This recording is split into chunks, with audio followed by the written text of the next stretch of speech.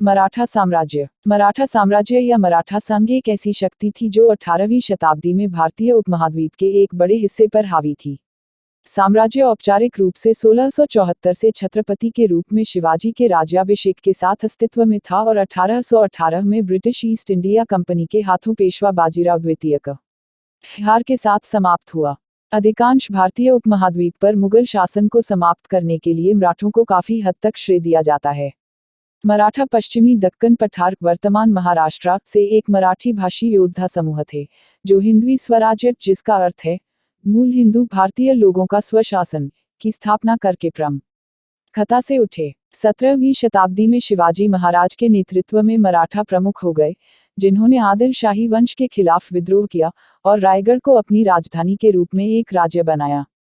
उनके पिता शाहजी ने पहले तंजावुर पर विजय प्राप्त की थी, जो शिवाजी के सौतेले भाई वेंकोजी राव उर्फ को विरासत में मिली थी और उस राज्य को तंजावुर मराठा साम्राज्य के रूप में जाना जाता था। उनकी गतिशीलता के लिए जाना जाता है। मराठा मुगल मराठा युद्धों के दौरान अपने क्षेत्र को मजबूत करने में सक्षम थे और बाद में भारतीय उपमहाद्वीप के एक बड़े हिस्से को नियंत्रित किया। 1707 में औरंगजेब की मृत्यु के बाद शिवाजी के पोते शाह को मुगलों ने रिहा कर दिया था। अपनी चाची ताराबाई के साथ एक संक्षिप्त संघर्ष के बाद शाहू बालाजी विश्वनाथ और धनाजी जाधव की मदद से शासक बने। उनकी मदद से प्रसन्न होकर शाहू ने बालाजी विश्वनाथ और बाद में उनके वंशजों को पेशवा या साम्राज्य के प्रधानमंत्री के रूप में नियुक्त किया। बालाजी और उनके वंशजों ने मराठा शासन के विस्तार में महत्वपूर्ण भूमिका निभाई। अपने चरम पर साम्राज्य दक्षिण में तमिलनाडु, उत्तर में पेशावर, आधुनिक खैबर पख्तूनख्वा, पाकिस्तान और पूर्व में हुगली नदी तक उड़ीसा और पश्चिमी बंगाल तक फैला हुआ था। मराठों ने मुगल सिंहासन को समाप्त करने और विश्वासराव पेशवा को दिल्ली में मुगल साम्राज्य के सिंहासन पर बिठाने पर चर्चा की, लेकिन ऐसा करने में सक्षम नहीं थे। 1761 में अफगान दुर्रानी साम्राज्य के अहमद शाह अब्दाली के खिलाफ मराठा सेना पानीपत की तीसरी लड़ाई हार गई, जिसने अफगानिस्तान में उनके शाही विस्तार को रोक दिया। पानीपत के 10 साल बाद युवा पेशवा माधवराव प्रथम के मराठा पुनरुत्थान ने उत्तर भारत पर मराठा अधिकार बहाल कर दिया। बड़े साम्राज्य को प्रभावी ढंग से प्रबंधित करने के लिए माधवराव ने सबसे मजबूत शूरवीरों को अर्ध स्वायत्तता दी और मराठा राज्यों का एक संघ बनाया। इन नेताओं को बड़ौदा के गायकवाड़, इंदौर और मालवा के होलकर, ग्वालियर और उज्जैन के सिंधिया, नागपुर के भोंसले, विदर्भ के मेहरैस, धार और देवास के पुआ और झांसी के नेवलकर के रूप में जाना जाने लगा। 1775 में ईस्ट इंडिया कंपनी ने पुणे में पेशवा परिवार के उत्तराधिकार संघर्ष में हस्तक्षेप किया, जिसके कारण पहला एंग्लो मराठा युद्ध हुआ, जिसमें मराठा विजयी हुए। मराठों दूसरा और तीसरा अंग्रेज मराठा युद्ध 1805-1818, जो भारतीय उप महाद्वीप के अधिकांश के ईस्ट इंडिया कंपनी पर कब्जा नियंत्रण के परिणामस्वरूप में अपनी हार, जब तक भारत में पूर्व प्रख्यात शक्ति बने रहे। मराठा साम्राज्य का एक बड़ा भाग समुद्र तट, जो इस प्रकार कान्होजी आंग्रे के रूप में कमांडरों के तहत शक्तिशाली मराठा नौसेना द्वारा सुरक्षित गया था। वह विदेशी नौसैनिक जहाज को खाड़ी में रखने में बहुत सफल रहा, विशेष रूप से पुर्तगाली और ब्रिटिश जहाजों को। तटीय क्षेत्रों को सुरक्षित करना और भूमि आधारित किलेबंदी का निर्माण मराठा की रक्षात्मक रणनीति और क्षेत्रीय सैन्य इतिहास के महत्वपूर्ण पहलू थे। मराठा साम्राज्य को मराठा संघ के रूप में भी जाना जाता है। इतिहासकार बाबरा रामूसेक का कहना है कि पूर्व भारतीय राष्ट्रवादियों द्वारा पसंद किया जाने वाला एक पद है, जबकि बाद वाला ब्रिटिश इतिहासकारों द्वारा इस्तेमाल किया गया था। वह नोट करती है, कोई भी शब्द पूरी तरह से सटीक नहीं है, क्योंकि एक का तात्पर्य केंद्रीकरण की पर्याप्त मात्रा से है और दूसरा केंद्र सरकार और राजनीतिक प्रशासकों के एक लंबे समय तक सत्ता के समर्पण को दर्शाता है। हालांकि वर्तमान में शब्द मराठा योद्धाओं और किसानों की एक जाति विशेष के लिए अतीत में संदर्भित करता है। शब्द सभी मराठी लोगों का वर्णन किया गया है। कानूनी रूप से छत्रपति में साम्राज्य का प्रमुख था, लेकिन वास्तविक शासन छत्रपति शाहू प्रथम के शासनक ल के बाद पेशवाओं के हाथों में था। उनकी मृत्यु के बाद और पेशवा माधवराव प्रथम की मृत्यु के साथ विभिन्न प्रमुखों ने अपने अपने क्षेत्रों में वास्तविक शासकों की भूमिका निभाई। शिवाजी और उनके वंशज। शिवाजी 1627-1680 भोसले वंश के एक मराठा अभिजात थे, जो मराठा साम्राज्य के संस्थापक थे। शिवाजी ने 1645 में किला तोरना जीतकर बीजापुर सल्तनत से लोगों को मुक्त करने के लिए एक प्रतिरोध का नेतृत्व किया। इसके बाद कई और किलों का निर्माण किया, इस क्षेत्र को अपने नियंत्रण में रखा और हिंद वी स्वराज्य हिंदू लोगों का स्वशासन स्थापित किया। उन्होंने रायगढ़ की राजधानी के साथ एक स्वतंत्र मराठा साम्राज्य बनाया और अपने राज्य की रक्षा के लिए मुगलों के खिलाफ सफलतापूर्वक लड़ाई लड़ी। उन्हें 1674 में नए मराठा साम्राज्य के छत्रपति संप्रभु के रूप में ताज पहनाया गया था। मराठा साम्राज्य में उपमहाद्वीप का लगभग 4.1% शामिल था, लेकिन यह बड़े इलाकों में फैला हुआ था। उनकी मृत्यु के समय इसे लगभग 300 किलों के साथ मजबूत किया गया था और लगभग 40,000 घुड़सवारों और 50,000 सैनिकों, साथ ही पश्चिमी तट के साथ नौसेना प्रतिष्ठानों द्वारा बचाव किया गया था। समय के साथ राज्य आकार और विविधता में वृद्धि करेगा। अपने पोते के शासन के समय तक और बाद में 18वीं शताब्दी की शुरुआत में पेशवाओं के अधीन यह एक पूर्ण साम्राज्य था। शिवाजी के 2 बेटे थे, संभाजी और राजाराम, जिनकी अलग अलग माताएं थीं और वे सौतेले भाई थे।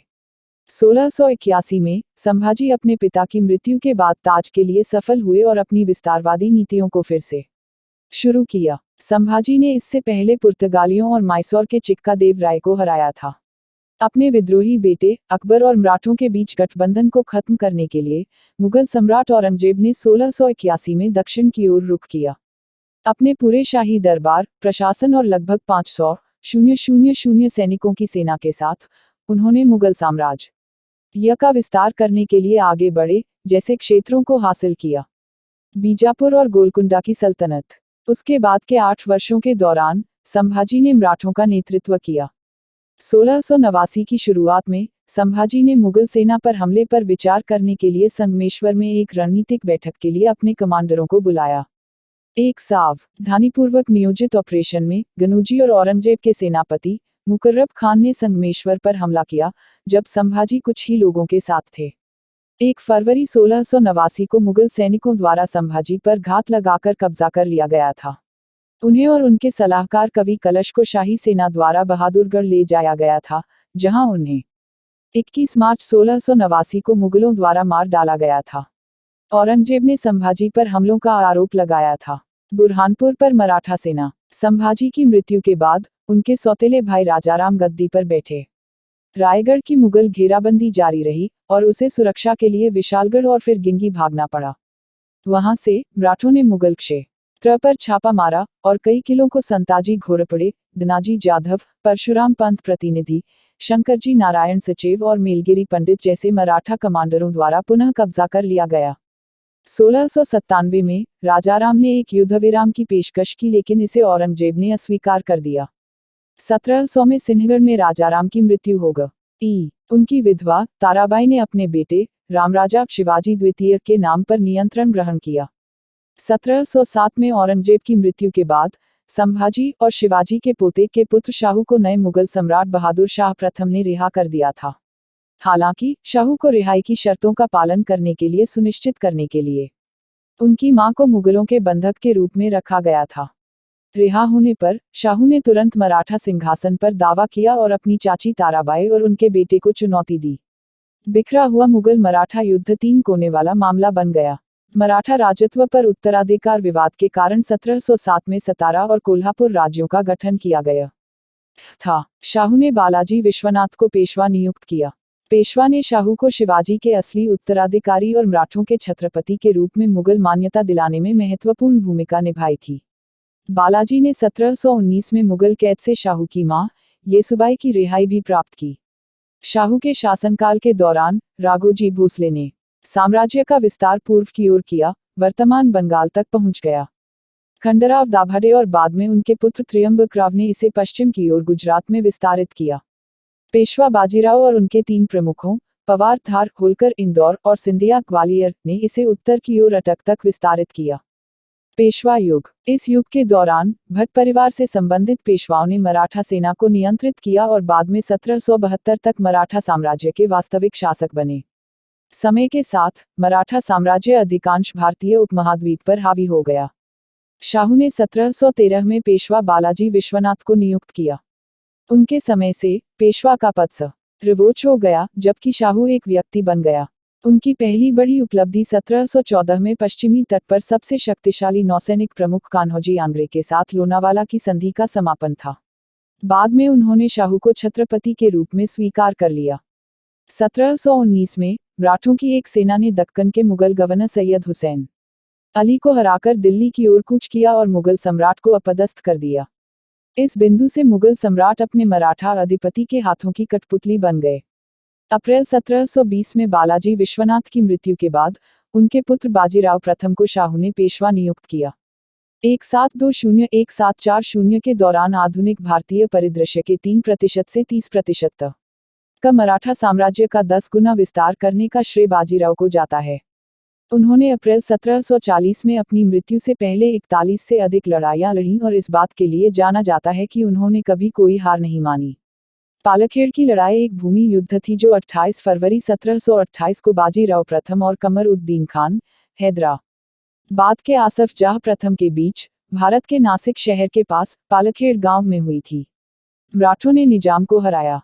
युद्ध को सैन्य रणनीति के शानदार निष्पादन का एक उदाहरण माना जाता है। 1737 में बाजीराव प्रथम के अधीन मराठों ने दिल्ली की लड़ाई 1737 में एक ब्लिट्ज़क्रेग में दिल्ली के उपनगरों पर छापा मारा। निजाम मुगलों को मराठों के आक्रमण से बचाने के लिए दक्कन से निकले, लेकिन भोपाल की लड़ाई में निर्णायक रूप से हार गए। मराठों ने मुगलों से एक बड़ी श्रद्धांजलि निकाली और एक संधि पर हस्ताक्षर किए जिसने मालवा को मराठों को सौंप दिया। वसई की लड़ाई मराठों और वसई के पुर्तगाली शासकों के बीच लड़ी गई थी, जो मुंबई से 50 किमी उत्तर में वसई क्रीक के उत्तरी किनारे पर स्थित एक गांव है। मराठों का नेतृत्व बाजीराव के भाई चिमाजी अप्पा ने किया था। इस युद्ध में मराठाओं की जीत बाजीराव के कार्यकाल की एक बड़ी उपलब्धि थी। बाजीराव के बेटे बालाजी बाजीराव नाना साहिब को अन्य प्रमुखों के विरोध के बावजूद शाहू द्वारा अगले पेशवा के रूप में नियुक्त किया गया था। 1740 में राघोजी भोसले के नेतृत्व में मराठा सेना ने आरकोट पर हमला किया और दमलचेरी के दर्रे में एयरकोट के नवाब दोस्त अली को हराया। इसके बाद के युद्ध में दोस्त अली, उनके एक बेटे हसन अली और कई अन्य प्रमुख व्यक्तियों ने अपनी जान गंवा दी। इस प्रारंभिक सफलता ने एक बार दक्षिण में मराठा प्रतिष्ठा को बढ़ाया। दमलचेरी से मराठा आरकोट की ओर बढ़े, जिसने बिना किसी प्रतिरोध के उनके सामने आत्मसमर्पण कर दिया। फिर रघुवंशी ने दिसंबर 1740 में त्रिचिनोपोली पर आक्रमण किया। विरोध करने में असमर्थ चंदा साहिब ने 14 मार्च 1741 को किले को रघुवंशी को सौंप दिया। चंदा साहब और उनके बेटे को गिरफ्तार कर लिया गया और नागपुर भेज दिया गया। राजपूताना भी इस दौरान मराठा वर्चस्व में आ गया। जून 1756 में गोवा में मराठा सेना की कार्रवाई में पुर्तगाली viceroy Luis Mascarenhas, count of Alva Conde de Alva मारा गया। कर्नाटक और त्रिचिनोपोली के सफल अभियान के बाद रघुवंशी कर्नाटक से लौटे। उन्होंने 1741 से 1748 तक बंगाल में 6 अभियान चलाए। पुनरुत्थान वाले मराठा साम्राज्य ने 18वीं शताब्दी में समृद्ध बंगाली राज्य के खिलाफ क्रूर छापे मारे, जिसने बंगाल के नवाबों के पतन को और बढ़ा दिया। हुगली नदी तक बिहार और पश्चिमी बंगाल पर अपने आक्रमण और कब्जे के दौरान रघुवंशी ओडिशा को स्थायी रूप से अपने राज्य में मिलाने में सक्षम थे, क्योंकि उन्होंने 1727 में अपने गवर्नर मुर्शीद कुली खान की मृत्यु के बाद बंगाल में प्रचलित अराजक परिस्थितियों का सफलतापूर्वक शोषण किया था। लगातार परेशान भोंसले द्वारा ओडिशा, बंगाल और बिहार के कुछ हिस्सों को आर्थिक रूप से बर्बाद कर दिया गया था। बंगाल के नवाब अलीवर्दी खान ने 1751 में कटक, ओडिशा को सुवर्णरेखा नदी तक ले जाकर रघुवंशी के साथ शांति स्थापित की और रुपये का भुगतान करने के लिए सहमत हुए। बंगाल और बिहार के लिए चौथ के रूप में सालाना 1.2 मिलियन पश्चिमी बंगाल पर अपने कब्जे के दौरान मराठों ने स्थानीय आबादी के खिलाफ अत्याचार किए। मराठा अत्याचारों को बंगाली और यूरोपीय दोनों स्रोतों द्वारा दर्ज किया गया था, जिसमें बताया गया था कि मराठों ने भुगतान की मांग की और भुगतान न करने वाले को प्रताड़ित किया और मार डाला। डच सूत्रों का अनुमान है कि बंगाल में कुल 400,000 लोग मराठों द्वारा मारे गए थे। बंगाली सूत्रों के अनुसार अत्याचारों के कारण स्थानीय आबादी का अधिकांश भाग मराठों का विरोध कर रहा था और नवाबों के लिए समर्थन विकसित कर रहा था। बालाजी बाजीराव ने कृषि को प्रोत्साहित किया, ग्रामीणों की रक्षा की और क्षेत्र के राज्य में एक उल्लेखनीय सुधार लाया। नाना साहेब के भाई रघुनाथ राव ने 1756 में अहमद शाह अब्दाली की दिल्ली की लूट के बाद अफगान वापसी के मद्देनजर धक्का दिया। अगस्त 1757 में रघुनाथ राव के नेतृत्व में मराठा सेना ने दिल्ली पर कब्जा कर लिया। दिल्ली की लड़ाई में अफगान गैरिसन को हराया। इसने उत्तर पश्चिम भारत की मराठा विजय की नींव रखी। लाहौर में दिल्ली की तरह मराठा अब प्रमुख खिलाड़ी थे। 1758 में अटक की लड़ाई के बाद मराठों ने 8 मई 1758 को पेशावर की लड़ाई में अफगान सैनिकों को हराकर पेशावर पर कब्जा कर लिया। 1761 में पानीपत की लड़ाई से ठीक पहले मराठों ने दिल्ली के लाल किले में दीवान-ए खास या हॉल ऑफ प्राइवेट ऑडियंस को लूट लिया, जो वह जगह थी जहां मुगल सम्राट दरबारियों और राज्य के मेहमानों को प्राप्त करते थे। उनके दिल्ली के अभियानों के बारे में 1759 में सदाशिवराव भावसा रोतो में भाव या भाव के रूप में संदर्भित के अधीन मराठों ने उत्तर भारत में एक बड़ी सेना भेजकर अफगानों के उत्तर भारत लौटने की खबर का जवाब दिया। होलकर, सिंधिया, गायकवाड़ और गोविंद पंत बुंदेले के नेतृत्व में कुछ मराठा ताकतों ने भाव की सेना को मजबूत किया। 1 लाख से अधिक नियमित सैनिकों की संयुक्त सेना ने अगस्त 1760 में एक अफगान गैरिसन से पूर्व मुगल राजधानी दिल्ली पर फिर से कब्जा कर लिया। पिछले आक्रमणों के कारण दिल्ली कई बार राख हो गई थी और मराठा में आपूर्ति की भारी कमी थी। शिविर भाव ने पहले से ही वंचित शहर को बर्खास्त करने का आदेश दिया। कहा जाता है कि उसने अपने भतीजे और पेशवा के बेटे विश्वासराव को मुगल सिंहासन पर बिठाने की योजना बनाई थी। 1760 तक दक्कन में निजाम की हार के साथ मराठा शक्ति 2500,000 वर्ग मील 65 लाख किलोमीटर 2 से अधिक के क्षेत्र के साथ अपने चरम पर पहुंच गई थी। अहमद शाह दुर्रानी ने दिल्ली से मराठों को बाहर निकालने में उनकी सहायता करने के लिए रोहिल्ला और अवध के नवाब को बुलाया। पानीपत की तीसरी लड़ाई में 14 जनवरी 1761 को मुस्लिम सेना और मराठों की विशाल सेनाएं आपस में टकरा गईं। मराठा सेना लड़ाई हार गई, जिसने उनके शाही विस्तार को रोक दिया। जाटों और राजपूतों ने मराठों का समर्थन नहीं किया। इतिहासकारों ने साथ ही हिंदू समूहों के मराठा व्यवहार की आलोचना की है। कौशिक रॉय कहते हैं, मराठों के साथ उनके सह धार्मिक साथियों जाट और राजपूतों के साथ व्यवहार निश्चित रूप से अनुचित था और अंततः उन्हें पानीपत में इसकी कीमत चुकानी पड़ी, जहां मुस्लिम ताकतें धर्म के नाम पर एकजुट थीं। मराठों ने जाटों और राजपूतों पर भारी कर लगाकर मुगलों को हराने के बाद उन्हें दंडित करके और उनके आंतरिक मामलों में हस्तक्षेप करके उनका विरोध किया था। भरतपुर के राजा सूरजमल और राजपूतों द्वारा मराठों को छोड़ दिया गया, जिन्होंने महान युद्ध की शुरुआत से पहले आगरा में मराठा गठबंधन छोड़ दिया और अपने सैनिकों को वापस ले लिया, क्योंकि मराठा सेनापति सदाशिवराव भाव ने सैनिकों के परिवारों, महिलाओं और बच्चों को छोड़ने की सलाह पर ध्यान नहीं दिया और तीर्थयात्रियों ने आगरा में और उन्हें सैनिकों के साथ युद्ध के मैदान में नहीं ले जाने के लिए उनके सहयोग को अस्वीकार कर दिया। उनकी आपूर्ति श्रृंखला पहले राजा सूरजमल और राजपूतों द्वारा आश्वासन दिया गया मौजूद नहीं थी। पेशवा माधवराव प्रथम मराठा साम्राज्य के चौथे पेशवा थे। उनके कार्यकाल के दौरान ही मराठा पुनरुत्थान हुआ था। उन्होंने मराठा साम्राज्य में एक एकीकृत बल के रूप में काम किया और मराठा शक्ति का दावा करने के लिए मैसूर और हैदराबाद के निजाम को वश में करने के लिए दक्षिण की ओर चले गए। उन्होंने भोंसले, सिंधिया और होलकर जैसे जनरलों को उत्तर में भेजा, जहां उन्होंने 1770 के दशक की शुरुआत में मराठा अधिकार को फिर से स्थापित किया। संघ युग 1659 में शिवाजी ने प्रतापगढ़ में अफजल खान को मार डाला। वह मराठा साम्राज्य को ध्वस्त करने आया था। बीजापुर सेना के 3000 से अधिक सैनिक मारे गए और उच्च पद के एक सरदार अफजल खान के 2 पुत्रों और 2 मराठा प्रमुखों को बंदी बना लिया गया।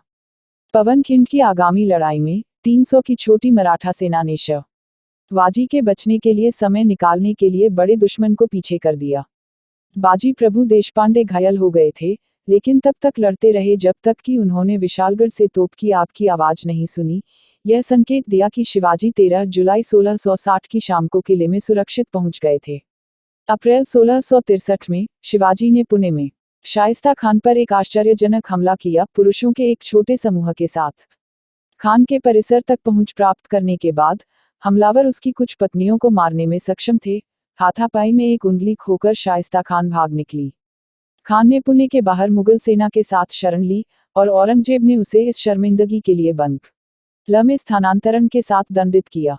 1666 में औरंगजेब ने शिवाजी को आगरा बुलाया और उन्हें गिरफ्तार कर लिया, लेकिन शिवाजी भागने में सफल रहे और सुरक्षित रूप से अपने राज्य में पहुंच गए। 1674 में रायगढ़ किले में एक भव्य समारोह में शिवाजी को मराठा साम्राज्य के राजा का ताज पहनाया गया था। पानीपत की 1761 की लड़ाई के बाद मल्हार राव होलकर ने राजपूतों पर हमला किया और उन्हें मंगरोल की लड़ाई में हराया। इसने राजस्थान में बड़े पैमाने पर मराठा शक्ति को बहाल किया।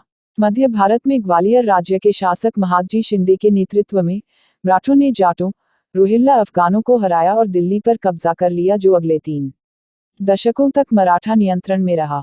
उनकी सेना ने आधुनिक हरियाणा पर विजय प्राप्त की। पानीपत की तीसरी लड़ाई की पराजय के बाद मराठा शक्ति को पुनर्जीवित करने में शिंदे की महत्वपूर्ण भूमिका थी, और इसमें उन्हें बेनॉइट डी बोइगने द्वारा सहायता प्रदान की गई थी। 1737 में बाजीराव प्रथम ने दिल्ली पर आक्रमण किया और मुगल साम्राज्य को और कमजोर कर दिया। 1767 में माधवराव प्रथम ने कृष्णा नदी को पार किया और हैदर अली को सीरा और मडगिरी की लड़ाई में हराया। उन्होंने केलाडी नायक साम्राज्य की अंतिम रानी को भी बचाया, जिसे हैदर अली ने मदगिरी के किले में कैद में रखा था। पानीपत की तीसरी लड़ाई के बाद उत्तर भारत पर मराठा अधिकार के पतन के 10 साल बाद 1771 की शुरुआत में महादजी ने दिल्ली पर कब्जा कर लिया और शाह आलम द्वितीय को मुगल सिंहासन पर कठपुतली शासक के रूप में स्थापित किया, बदले में डिप्टी वकील उल मुतलक की उपाधि प्राप्त की। यह साम्राज्य के उप रीजेंट और वकील उल मुतलक के अनुरोध पर पेशवा को प्रदान किया गया। मुगलों ने उन्हें अमीर उल अमारा, अमीरों का मुखिया की उपाधि भी दी। दिल्ली पर अधिकार करने के बाद मराठों ने पानीपत में शामिल होने के लिए अफगान रोहिल्लाओं को दंडित करने के लिए 1772 में एक बड़ी सेना भेजी। उनकी सेना ने लूटपाट के साथ साथ शाही परिवार के सदस्यों को बंदी बनाकर रोहिलखंड को तबाह कर दिया। मालवा, सरदा, रोम, बुंदेलखंड के जमींदारों और राजस्थान के राजपूत राज्यों जैसे सामंतों की शक्ति में वृद्धि के बाद उन्होंने महादजी को श्रद्धांजलि देने से इनकार कर दिया, इसलिए उन्होंने भोपाल, दतिया, चंदेरी, नरवर, सालबाई और जैसे राज्यों को जीतने के लिए अपनी सेना भेजी। गोहद, हालांकि उन्होंने जयपुर के राजा के खिलाफ एक असफल अभियान शुरू किया, लेकिन 1787 में लालसोट की अनिर्णित लड़ाई के बाद वापस ले लिया।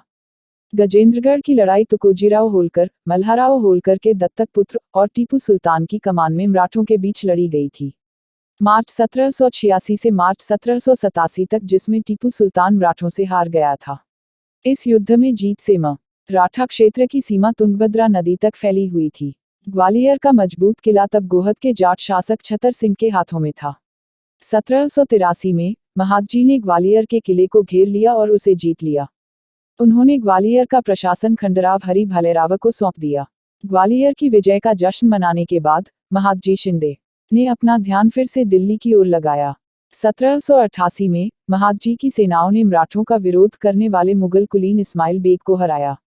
रोहिल्ला प्रमुख गुलाम कादिर, इस्माइल बेग के सहयोगी, ने मुगल वंश की राजधानी दिल्ली पर अधिकार कर लिया और दिल्ली के सिंहासन पर कठपुतली रखकर राजा शाह आलम द्वितीय को अपदस्थ और अंधा कर दिया। महादजी ने हस्तक्षेप किया और उन्हें मार डाला। 2 अक्टूबर को दिल्ली पर कब्जा कर लिया और शाह आलम द्वितीय को सिंहासन पर बहाल किया और उनके रक्षक के रूप में कार्य किया। जयपुर और जोधपुर, 2 सबसे शक्तिशाली राजपूत राज्य, अभी भी सीधे मराठा वर्चस्व से बाहर थे। इसलिए महादजी ने पाटन की लड़ाई में जयपुर और जोधपुर की सेनाओं को कुचलने के लिए अपने जनरल बेनॉइट डी बोइगने को भेजा। 10 सितंबर 1790 को मारवाड़ पर भी कब्जा कर लिया गया था। मराठों की एक और उपलब्धि खरदा की लड़ाई सहित हैदराबाद की सेनाओं के निजाम पर उनकी जीत थी। मराठा टीपू सुल्तान और उसके मैसूर साम्राज्य के साथ संघर्ष में आ गए, जिससे 1785 में मराठा मैसूर युद्ध हुआ। 1787 में टीपू सुल्तान द्वारा मराठों की हार के साथ युद्ध समाप्त हो गया। 1791-92 में दोजी-बारा अकाल के कारण मराठा संघ के बड़े क्षेत्रों को भारी आबादी का नुकसान हुआ। 1791 में मराठा सेना के लामन और पिंडारियों जैसे अनियमितताओं ने श्रृंगेरी शंकराचार्य के मंदिर पर छापा मारा और लूट लिया, ब्राह्मणों सहित कई लोगों को मार डाला और घायल कर दिया, मठ की सभी मूल्यवान संपत्ति को लूट लिया और देवी शारदा की छवि को विस्थापित करके मंदिर को अपवित्र कर दिया। अवलंबी शंकराचार्य ने मदद के लिए टीपू सुल्तान से याचिका दायर की। कन्नड़ में लिखे गए लगभग 30 पत्रों का एक गुच्छा, जो टीपू सुल्तान के दरबार और श्रृंगेरी शंकराचार्य के बीच आदान प्रदान किया गया था, 1916 में मैसूर में पुरातत्व निदेशक द्वारा खोजा गया था। टीपू सुल्तान ने तुरंत बेदनूर के आसफ को आदेश दिया कि वह स्वामी को 200 रहतियां, फनाम, नकद और अन्य उपहारों और लेखों में प्रदान करें। श्रृंगेरी मंदिर में टीपू सुल्तान की रुचि कई वर्षों तक बनी रही और वह अभी भी 1790 के दशक में स्वामी को लिख रहा था। मराठा साम्राज्य जल्द ही British East India company Bengal presidency में स्थित के साथ मैसूर के खिलाफ एंग्लो मैसूर युद्धों में संबद्ध हो गया। अंग्रेजों को पहले दो एंग्लो माइसोर युद्ध में माइसोर के खिलाफ हार का सामना करने के बाद मराठा घुड़सवार सेना ने 1790 के बाद के अंतिम दो एंग्लो माइसोर युद्धों में अंग्रेजों की सहायता की। अंततः 1799 में चौथे एंग्लो माइसोर युद्ध में माइसोर को जीतने में अंग्रेजों की मदद की। हालांकि ब्रिटिश विजय के बाद मराठों ने इस क्षेत्र को लूटने के लिए मैसूर में लगातार छापे मारे, जिसे उन्होंने टीपू सुल्तान को पिछले नुकसान के मुआवजे के रूप में उचित ठहराया।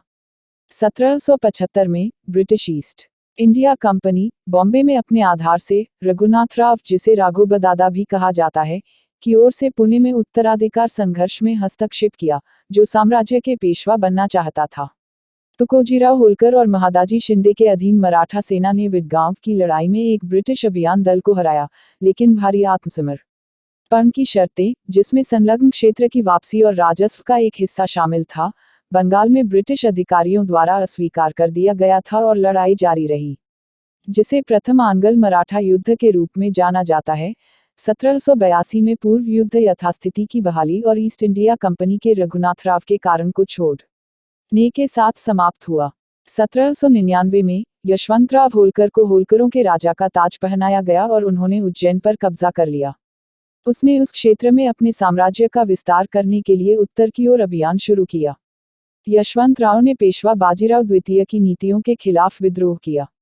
मई 1802 में उन्होंने पेशवा की सीट पुणे की ओर कूच किया। इसने पूना की लड़ाई को जन्म दिया, जिसमें पेशवा की हार हुई।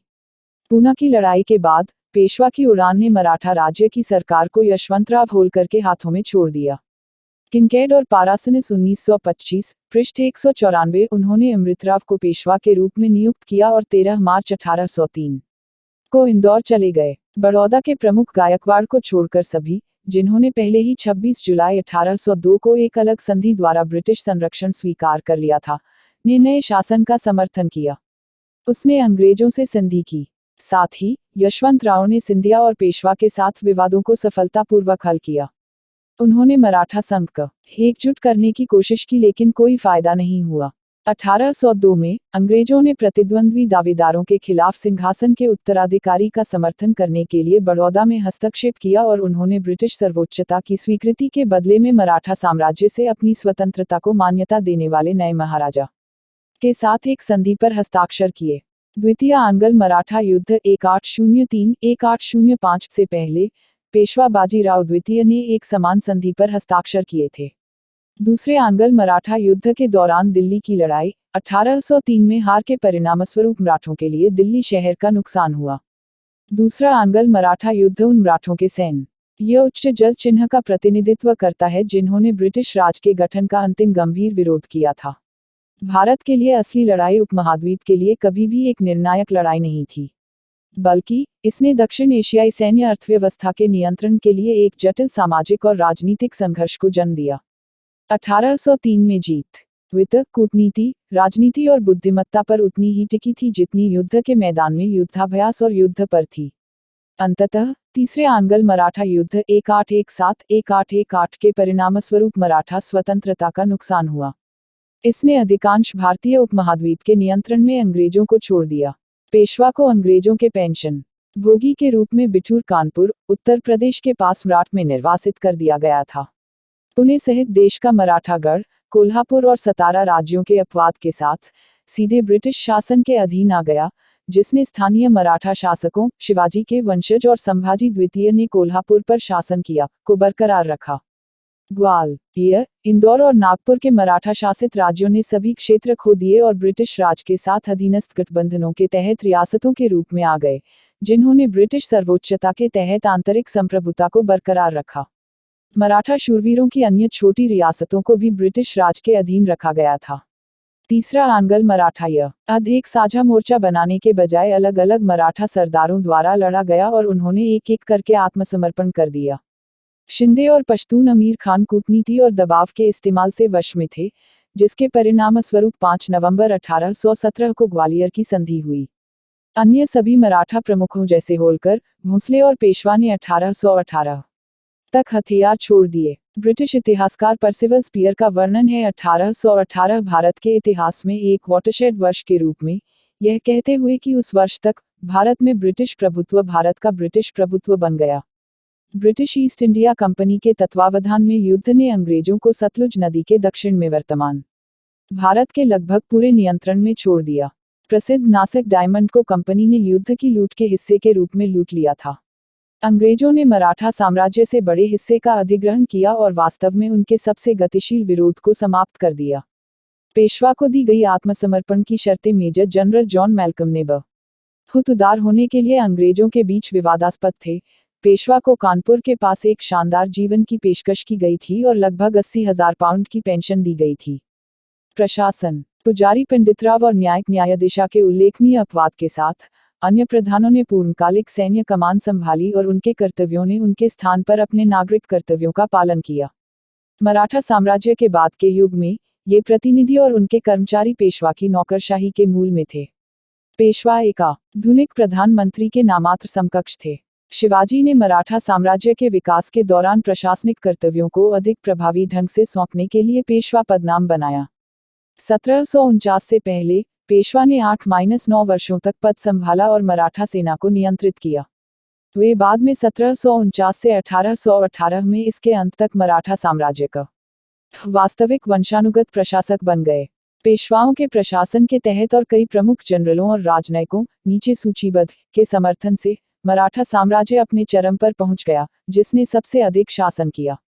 भारतीय उपमहाद्वीप के यह पेशवाओं के अधीन भी था कि 1818 में ब्रिटिश ईस्ट इंडिया कंपनी द्वारा ब्रिटिश साम्राज्य में औपचारिक विलय के माध्यम से मराठा साम्राज्य का अंत हो गया। मराठों ने प्रशासन की एक धर्मनिरपेक्ष नीति का इस्तेमाल किया और धर्म की पूर्ण स्वतंत्रता की अनुमति दी। शिवाजी एक सक्षम प्रशासक थे जिन्होंने एक ऐसी सरकार की स्थापना की जिसमें कैबिनेट, विदेश नीति और आंतरिक खुफिया जैसी आधुनिक अवधारणाएं शामिल थीं। उन्होंने एक प्रभावी नागरिक और सैन्य प्रशासन की स्थापना की। उनका मानना कि राज्य और नागरिकों के बीच घनिष्ठ संबंध था। उन्हें एक न्यायप्रिय और कल्याणकारी राजा के रूप में याद किया जाता है। कोस्मे दा गाडाऊ न के बारे में कहते हैं कि शिवाजी ने लोगों के साथ ऐसा अच्छा व्यवहार किया और ऐसी ईमानदारी जिसके साथ उन्होंने समर्पण देखा कि कोई भी उन्हें प्यार और आत्मविश्वास की भावना के बिना नहीं देखता था। अपने लोगों के द्वारा वह अत्यधिक प्रेम करता था। इनाम और सजा दोनों के मामले में वह इतना निष्पक्ष था कि उसने रहते हुए किसी भी व्यक्ति के लिए कोई अपवाद नहीं बनाया। कोई योग्यता बिना इनाम के नहीं छोड़ी गई, कोई भी अपराध दंडित नहीं हुआ, और उसने इसे इतनी सावधानी और ध्यान से किया कि उसने विशेष रूप से अपने राज्यपालों को अपने सैनिकों के आचरण के बारे में लिखित रूप में सूचित करने के लिए कहा, विशेष रूप से उन लोगों का उल्लेख किया जिन्होंने खुद को प्रतिष्ठित किया था, और वह तुरंत उनकी पदोन्नति का आदेश देगा, या तो रैंक में या वेतन में, उनकी योग्यता के अनुसार। वह स्वाभाविक रूप से वीरता और अच्छे आचरण के सभी पुरुषों से प्यार करता था। अंग्रेजी यात्री जॉन फ्राय ने शिवाजी के कर संग्रहण शासन को दमनकारी पाया, इसे गरीब लोगों के रूप में वर्णित किया, जिनके पास भूमि पूर्व दरों से दोगुनी थी, और यदि उन्होंने इसे अस्वीकार कर दिया तो उन्हें जेल में ले जाया गया, वहां वे लगभग मौत के लिए भूखे हैं। जबकि फ्रांसीसी चिकित्सक डैलन की रिपोर्ट है कि शिवाजी को उन हिस्सों में सबसे अधिक राजनीतिक राजकुमारों में से एक के रूप में देखा जाता था। मराठों ने कई समुद्री छापे मारे, जैसे मुगल तीरथ जहाजों और यूरोपीय व्यापारिक जहाजों को लूटना। यूरोपीय व्यापारियों ने इन हमलों को समुद्री डकैती के रूप में वर्णित किया, लेकिन मराठों ने उन्हें वैध लक्ष्य के रूप में देखा क्योंकि वे अपने मुगल और बीजापुर दुश्मनों के साथ व्यापार कर रहे थे और इस प्रकार आर्थिक रूप से समर्थन कर रहे थे। विभिन्न यूरोपीय शक्तियों के प्रतिनिधियों द्वारा शिवाजी या उनके उत्तराधिकारियों के साथ समझौतों पर हस्ताक्षर करने के बाद यूरोपीय लोगों के खिलाफ लूट या छापे का खतरा कम होने लगा। भूगोल। मराठा साम्राज्य अपने चरम पर भारतीय उपमहाद्वीप के एक बड़े क्षेत्र को घेर लिया।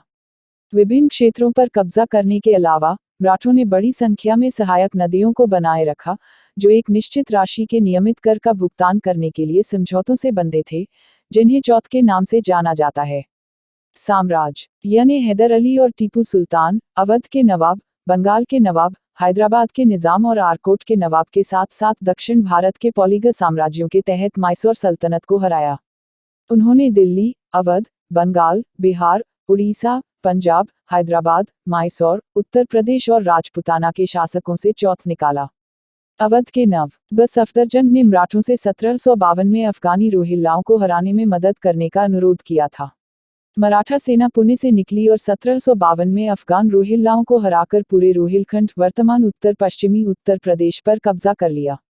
1752 में मराठों ने मुगल सम्राट के साथ अपने वजीर सफदरजंग के माध्यम से एक समझौता किया और मुगलों ने अजमेर और आगरा की सूबेदारी के अलावा मराठों को पंजाब, सिंध और दोआब का चौथ दिया।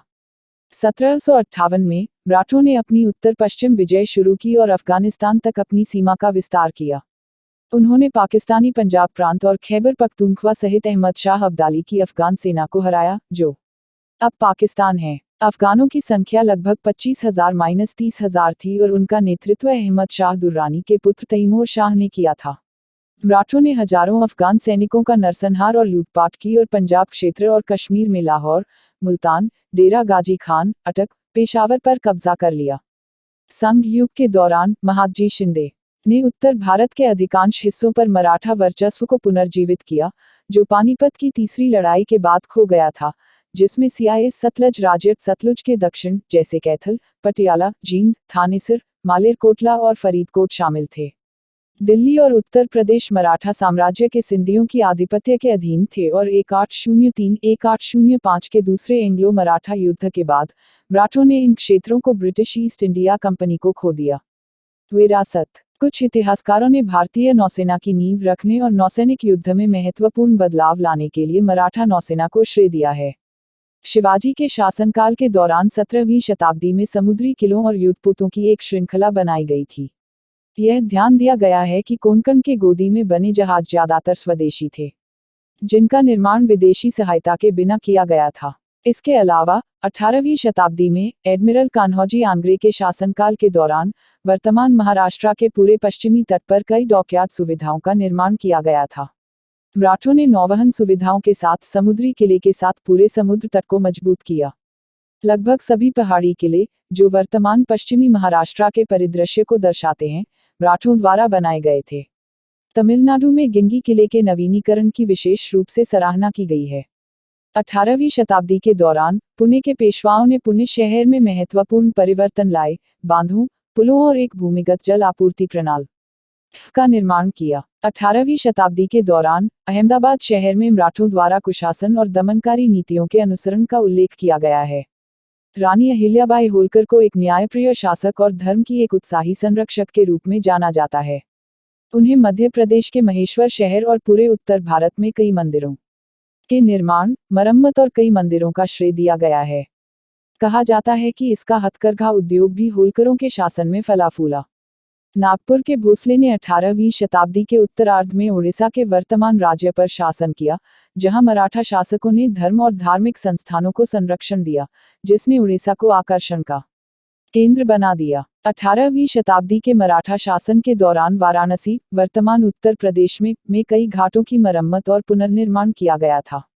तंजौर, वर्तमान तमिलनाडु के मराठा शासक ललित कला के संरक्षक थे और उनके शासनकाल को तंजौर इतिहास का स्वर्ण काल जाता है। उनके शासनकाल में कला और संस्कृति ने नई ऊंचाइयों को छुआ। वे खुद को चोलों के प्रतिनिधि के रूप में भी मानते थे और खुद को चोलसिंहासनाधिपति कहते थे। उन्होंने संस्कृत और मराठी साहित्य, भरतनाट्यम, नृत्य रूप और कर्नाटक संगीत में महत्वपूर्ण योगदान दिया। कई राजसी महल मराठा रियासतों द्वारा बनाए गए थे, जिनमें शनिवार वाड़ा पुणे के पेशवाओं द्वारा निर्मित शामिल हैं। सैन्य। शिवाजी के अधीन मराठा सेना एक राष्ट्रीय सेना थी, जिसमें मुख्य रूप से महाराष्ट्र से आए कर्मियों को शामिल किया गया था। यह एक सजातीय निकाय था जिसकी कमान अधिकारियों के एक नियमित कैडर द्वारा की जाती थी, जिसे एक सर्वोच्च कमांडर का पालन करना होता था। हालांकि पेशवाओं के उदय के साथ इस राष्ट्रीय सेना को विभिन्न मराठा सरदारों द्वारा प्रदान की गई सामंती ताकत के लिए जगह बनानी पड़ी। यह नई मराठा सेना समरूप नहीं थी, बल्कि विभिन्न पृष्ठभूमि के सैनिकों, स्थानीय और विदेशी भाड़े के सैनिकों को नियुक्त करती थी, जिनमें बड़ी संख्या में अरब, सिख, राजपूत, सिंधी, रोहिल्ला, एबिसिनियन, पठान, टोपीवाले और यूरोपीय शामिल थे। उदाहरण के लिए, नाना फडणवीस की सेना में 5000 अरब शामिल थे।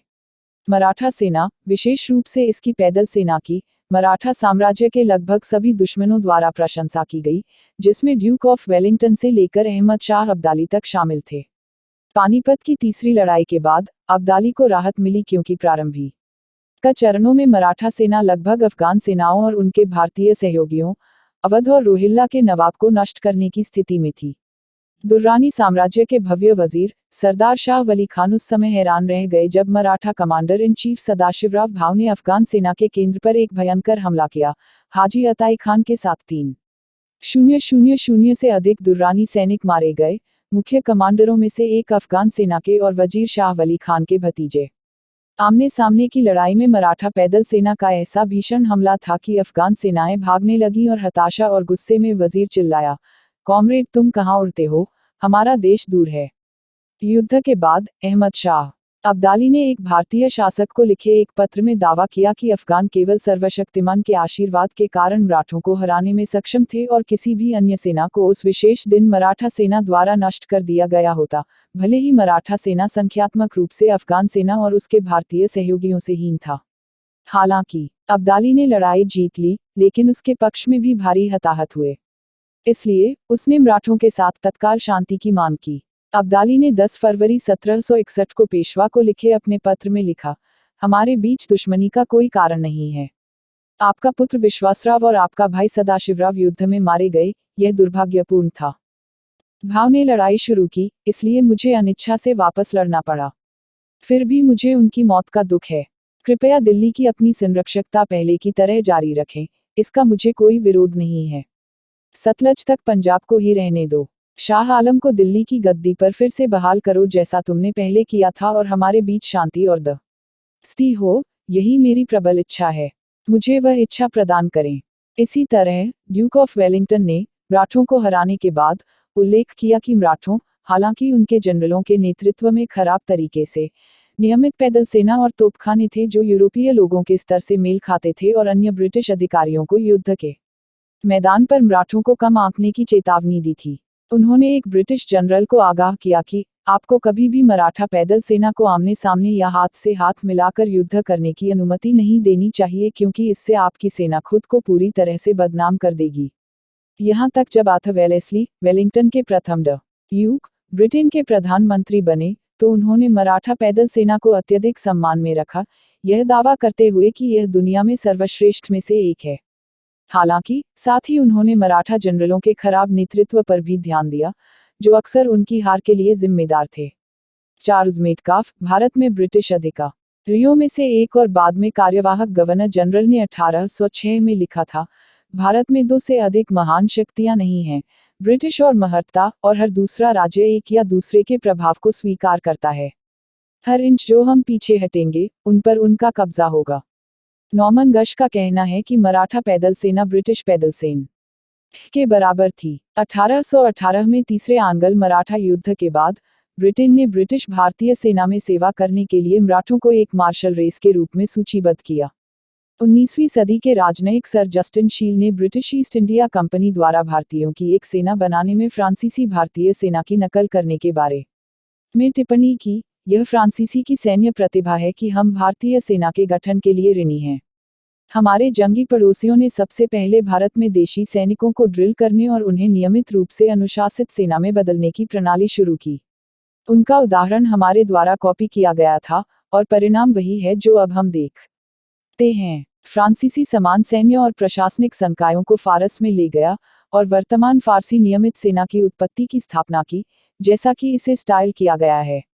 जब नेपोलियन महान ने ईरान को अपने तत्वावधान में लेने का संकल्प लिया तो उसने 1808 में जनरल गार्डन के मिशन के साथ उस देश में उच्च बुद्धि के कई अधिकारियों को भेजा। उन सज्जनों ने अज़रबैजान और करमानशाह के प्रांतों में अपना अभियान शुरू किया और यह काफी कहा जाता है सफलता। रामचंद्र पंत अमात्य बावड़ेकर एक दरबारी प्रशासक थे जो शिवाजी के मार्गदर्शन और समर्थन में एक स्थानीय कुलकर्णी के पद से अष्टप्रधान के पद तक पहुंचे।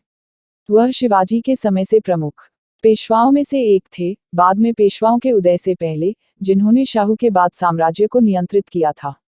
जब राजाराम 1689 में मराठा साम्राज्य को छोड़कर जिंजी भाग गए तो उन्होंने जाने से पहले पंत को हुकूमत पिन्हा राजा का दर्जा दिया। रामचंद्र पंत ने मुगलों की आमद, वतनदारों से विश्वासघात, मराठा राज यह के तहत स्थानीय क्षत्रप और भोजन की कमी जैसी सामाजिक चुनौतियों जैसी कई चुनौतियों के तहत पूरे राज्य का प्रबंधन किया। उन्होंने पंत प्रतिनिधि की सहायता से मराठा साम्राज्य की आर्थिक स्थिति को उचित स्थिति में रखा। उन्हें मराठा कमांडरों संताजी घोरपड़े और धनाजी जाधव से सैन्य मदद मिली। कई मौकों पर उन्होंने खुद मुगलों के खिलाफ लड़ाई में भाग लिया। 1698 में उन्होंने हुकूमत पन्हा के पद से इस्तीफा दे दिया जब राजाराम ने अपनी पत्नी ताराबाई को यह पद दिया। ताराबाई ने मराठा राज्य के वरिष्ठ प्रशासकों में पंत को एक महत्वपूर्ण स्थान दिया। उन्होंने अदन्यपात्र मराठी आज्ञापत्र लिखा, जिसमें उन्होंने युद्ध की विभिन्न तकनीकों, किलों के रखरखाव और प्रशासन आदि की व्याख्या की है। लेकिन शाहू, जो अधिक स्थानीय क्षत्रपों द्वारा समर्थित था, के खिलाफ ताराबाई के प्रति उनकी वफादारी के कारण उन्हें आने के बाद दरकिनार कर दिया गया था। 1707 में शाहू के नाना फडणवीस पेशवा प्रशासन के दौरान मराठा साम्राज्य के एक प्रभावशाली मंत्री और राजनेता थे। 1773 में पेशवा नारायणराव की हत्या के बाद नाना फडणवीस ने 12 सदस्यीय रीजेंसी काउंसिल की मदद से राज्य के मामलों का प्रबंधन किया, जिसे बारभाई काउंसिल के नाम से जाना जाता है, और वह 1800 ईस्वी में अपनी मृत्यु तक मराठा राज्य के मुख्य रणनीतिकार बने रहे। नाना फडणवीस ने आंतरिक कलह और अंग्रेजों की बढ़ती ताकत के बीच मराठा संघ को एक साथ रखने में महत्वपूर्ण भूमिका निभाई। नाना के प्रशासनिक, राजनयिक और वित्तीय कौशल ने मराठा साम्राज्य में समृद्धि लाई और उनके बाहरी मामलों के प्रबंधन ने मराठा साम्राज्य को ब्रिटिश ईस्ट इंडिया कंपनी के जोर से दूर रखा।